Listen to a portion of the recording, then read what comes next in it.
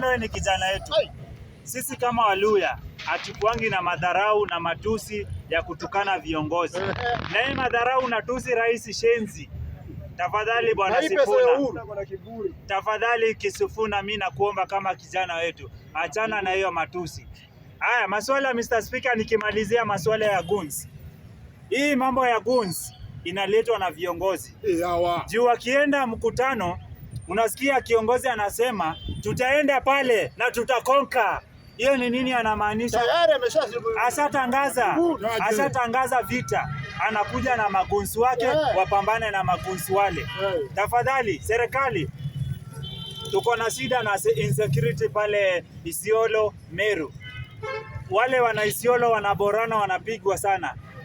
Tumeona magunsu wako free. Tafadhali wapeleke pale wapigane na bandits. Pale Baringo, magunsu wenye wana kazi wapeleke pale wapigane na bandits. Wako na nguvu. Kama unajua wewe ni gun, kazi iko pale serikali. Iko pale Baringo, Mandera. Gunsu waenda wapigane na Al-Shabaab. Hatutaki gunsu wapigane na sisi raia. Sisi raia tuna hiyo nguvu. Sisi tuko na nguvu ya kulinda familia yetu na kupigia Ruto kura. Asante Mr. Speaker.